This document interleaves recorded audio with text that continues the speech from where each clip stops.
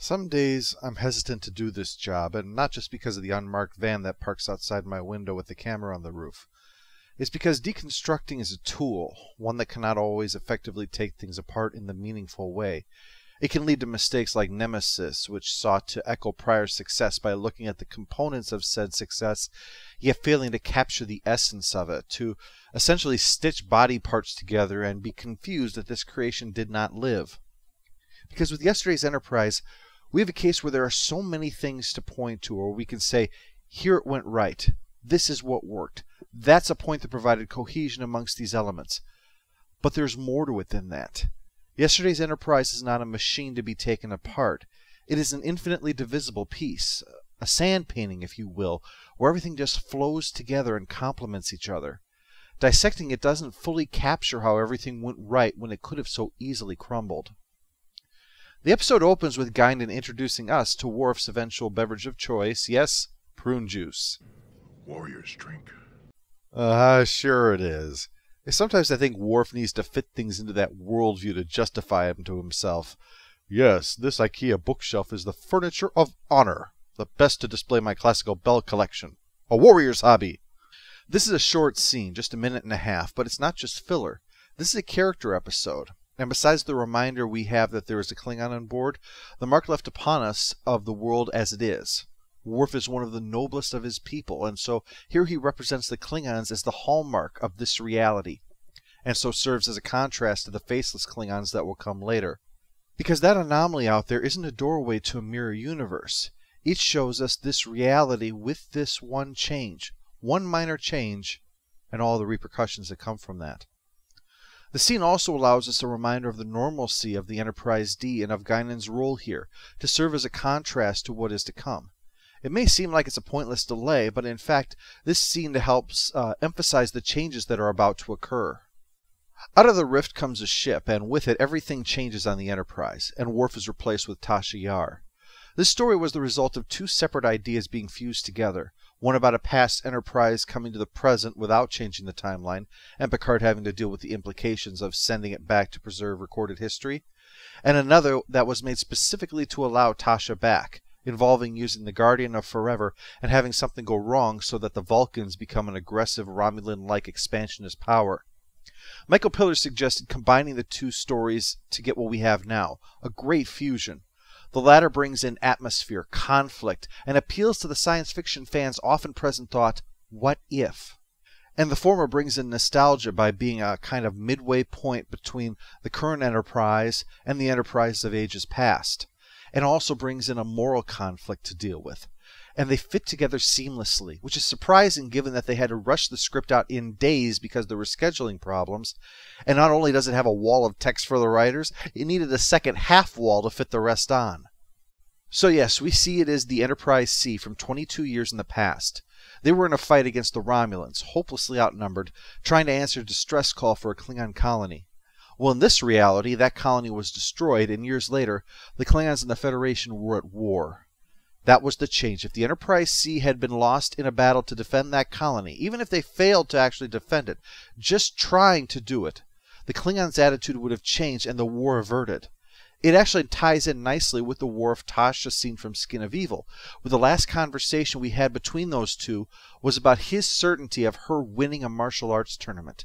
She had the respect of this Klingon as a warrior. If war was to be averted, somebody was going to need to earn such a respect from an entire empire. Of course, they don't know any of this. In the here and now, Picard has a ship in front of him out of the past and is unsure what the hell to do with it or the people on board. And while his first instinct is caution, eventually he allows immediate medical care and ensuring that the ship could sustain them if necessary. There's only two surviving bridge officers, Captain Garrett and Lieutenant Castile. Garrett has a relatively small part in all of this, but what's notable is that her dialogue is exactly like Picard, our Picard, would be in her scenario. If you listen to the words with Patrick Stewart's voice, you could not tell the difference. So it shows this echo of the timeline we know within her. She is kind of a link back to the true reality. The ship, of course, is going to be an opportunity for them, given the war, and Geordi's anal probe says that they might be able to save it. Riker reports in. What we're seeing here is that in this reality, things are far more hardened. Picard and Riker don't butt heads, but they're far more like when Jellicoe had been in command. Riker is expected to defer to Picard and only offer up his opinion when it's asked for, such as here, and Picard's number one is replaced with just Commander. No one is a dark version of themselves or anything like that. They are only themselves if they had suffered through such a long war that they likely know will end in defeat. They're professional. They're vigilant. But they're not explorers or scientists anymore. They're soldiers. And every aspect of this reality bends to that. Even Wesley's crap gray uniform has been replaced with a standard one, although I suppose it was too much to hope for. They could have just replaced Wesley altogether. Gene's love for his creation is stronger even than Klingons. But Guinan's not buying any of this. Reality has changed and something needs to be done about it. She doesn't know anything specifically. It's impressions, but luckily in either reality she has Picard's ear, so she talks to him about it. Originally they were supposed to learn of the change because of data recovered from some probe, and while this almost Force-like ability to sense changes in reality can seem out of place, it does make this all the more of a character-specific piece, because there's now a question of whether or not they can trust Guinan's instincts. Picard speaks with Garrett, who says they barely escaped with their lives, and Data confirms that regardless of what they do, the Enterprise C cannot win this fight. And sending them back would be a death sentence. Perhaps I should get a recommendation from our leader, Grand Marshal Deanna Troi. She's been doing a great job so far.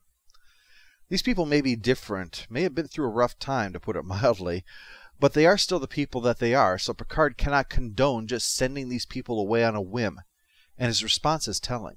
Who is to say that this history is any less proper than the other? I suppose I am. Not good enough, damn it! Not good enough! Probably repeating a pearl of wisdom his father had shared with him every time he tried anything. First place. Ha! That's just a fancy word for adequate. I have no son. But here we have the crux of the problem. Picard's instincts tell him that this is a futile gesture, but he's known Guinan a very long time, knows she wouldn't push him on this if she didn't fully believe that this was absolutely necessary. And there's the other fact. This Picard is a soldier. If he was told to take the Enterprise into the heart of Klingon space with the certainty of his own destruction, but the very real chance this war would end in victory by doing so, he would likely do it. And if in command, give that order himself. Well, that's essentially what he's doing here, and he makes that clear in the briefing. He's trying to get this war stopped one way or another, even if it means sending people on a suicide mission, because sometimes in a war it may be desperate enough for that, and in this case it definitely is. The script subtly calls back to the demise of Tasha Yar in Skin of Evil with this, though, when Riker describes it. You'd be asking 125 people to die a meaningless death. And right after that is Geordi's comment on the way out about who knows if they're dead or alive and once her history is restored, which triggers something for Tasha. She's been spending the first half of the story only appearing on occasion to bond with Castile, minor stuff that you'll note I haven't even commented on until now. The first part was establishing this new reality, then the second part was Picard struggling with the decision. It's only now that Tasha being alive is being drawn into the story, to play a part in it rather than just being present. The first hint happens as they prepare for the Enterprise C to head back, when a Klingon ship appears and dickishly attacks C before hauling ass, killing Captain Garrett. Castile plans to lead it into battle anyway, and Picard approves, and definitely approves of the steamy romance in the transporter pad, I'm sure. He's a dirty man in any timeline. So Tasha confronts Guinan over the odd behavior, and Guinan finally admits she's not supposed to be here, which is exactly what she said about the Enterprise C, thus tying the two elements together. So Tasha asks for a transfer, and Picard at first denies it, but Tasha shares some words that Picard will truly understand. I'm not even supposed to be here today! Well, naturally, Picard tries to talk her out of it, but facing non-existence because she died a meaningless death and going down in a fight that could save the Federation, well, she chooses the latter, and Picard is eventually convinced. Of course, they're going to need to buy time for repairs and for the Enterprise C to escape, and of course, Klingons are going to be arriving before that happens. I shouldn't be so confident after the pasting we gave them on Archer 4. The closest that victory will ever be associated with the name Archer. Picard delivers what is arguably the definitive line of this entire series. Let's make sure that history never forgets the name. Enterprise. The battle begins with the ED needing to run interference, putting them at a crippling disadvantage. In an echo of what is to come / will have happened, this Enterprise must stand its ground and fight a battle it likely cannot win in order to ensure that the other Enterprise can then do the same. Coolant leak! Bridge, we've got a coolant leak in the engine core. I can't shut it down. I estimate 2 minutes to a warp core breach. Make that 1 minute! Riker dies, the bridge is on fire, the ship is a sitting duck. Meanwhile, Tasha Yar flies away safely. No downside to her decision, is there? Well, it works out. We see reality properly restored, meaning that they did it. The Enterprise C, with the help of Tasha Yar, managed to fight the good fight, and in so doing, avert this war. In Skin of Evil, she had proven that she'd won the respect of one Klingon as a warrior. In yesterday's Enterprise, she proved she had won the respect of all of them. And so the war never happened. So that means that this Tasha Yar never existed to go onto the Enterprise C to fight that battle and thus create a paradox and blow up the whole universe at the end. Or maybe Braxton fixed it. Let's just say something like that and get out of here. Post-episode follow-up. Annoying character goes to Castile for picking on Happy Gilmore. You jerk. I have no idea whether it's appropriate to give out any other awards this week, again, so I'm just going to leave that alone. Final score for yesterday's Enterprise is 10 out of 10. If you can ignore a couple little issues with the logic of it, the episode is exceptional. Brilliant in its look, sound, and performance, from the deep character moments to the stunning special effects. It was far more than just Tasha's swan song. It did what Trek does at its best, to use the fantastic to explore who we are, and in this case, who we could have been, and still see that even in a pessimistic world, there was room for optimism. This episode, when it comes to the combat scene at the end there, has a wonderful example of having your cake and eating it too. We all know that Star Trek, especially of this era, was never intended to glorify violence. But action and science fiction, especially when ships come into it, are often going to go hand in hand. Now, you can get around that with something like the Siege of AR-558, which shows the horrors of war. It showed it as a grim necessity and that war was senseless. But yesterday's Enterprise doesn't take that approach exactly either.